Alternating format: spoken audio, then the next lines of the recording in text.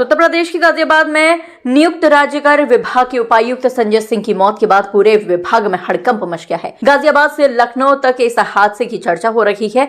ऐसा क्या दबाव था कि एक अधिकारी को आत्महत्या के लिए मजबूर होना पड़ा? विभाग में सोमवार को ये चर्चा रही कि जीएसटी अधिकारी संजय सिंह पिछले कुछ दिनों से तनाव में थे। तनाव का कारण था ब्याज माफी स्कीम के तहत एक दिन में कम से कम 5 लोगों को रजिस्टर्ड करवाना। जीएसटी डिप्टी कमिश्नर कुछ दिन पहले ही वह कैंसर से उभरे थे। विभाग में यह भी चर्चा है कि रविवार रात हादसे के 1 घंटे पहले उन्होंने अपने उच्च अधिकारी एमपी सिंह को फोन करके कहा था कि ऐसे माहौल में काम करना मुश्किल होगा, मैं काम नहीं कर पाऊंगा। लेकिन उसके 1 घंटे बाद ही यह हादसा हो गया।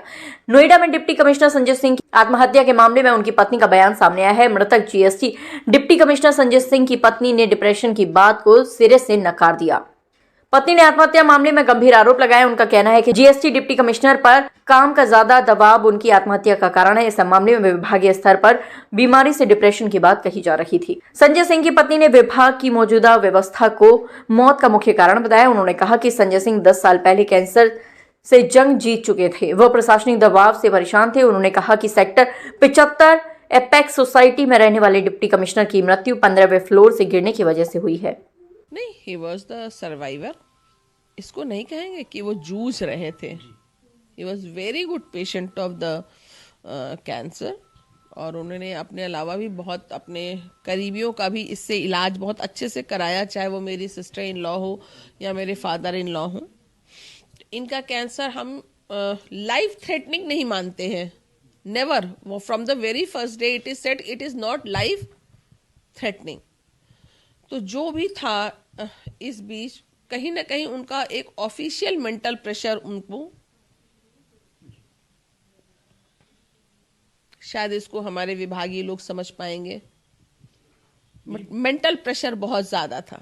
मेरी बात ही पता 8-10 साल पहले ही वो बिल्कुल क्लियर थे और बिल्कुल जो है आपसे क्लियर थे ना इस बीमारी से। Yes, today also he is very clear. हमें उनसे कोई डर नहीं कि उनको कुछ होने वाला है, बट ये जो हुआ, ये जो चीज हुई ना, इट वॉज नॉट नॉर्मल। कहीं ना कहीं उनके पास आपके जो ये व्यवस्था है, आपकी ये व्यवस्था के शिकार हुए हैं। अगर इस बात का कोई जवाब देने को लायक हो तो मुझसे बात कर सकता है। जो लोग ये गलत रूमर फैला रहे हैं उनके लिए क्या कहेंगे? उनको भगवान क्षमा करे। मैं सबका मुंह नहीं बंद कर सकती। अगर आप मेरे बारे में सही बात बोल रहे हैं, आप मेरे बारे में सही बात को समझ रहे हैं, मेरे हस्बैंड को 4th स्टेज का कैंसर नहीं था, दैट इज 100% क्लियर, और इसका मेरे पास प्रमाण भी है। इसमें कुछ भी नहीं है, ठीक है। दूसरी चीज, जो भी चीज हुई, इसके लिए कहीं ना कहीं हमारी जो ये व्यवस्था है ये जिम्मेदार है। इस चीज का गहन अध्ययन करना पड़ेगा। अभी आप लोग चैनल के माध्यम से हैं और पहली बार किसी चैनल ने आकर के संजय के घर पर उनकी पत्नी से बात की।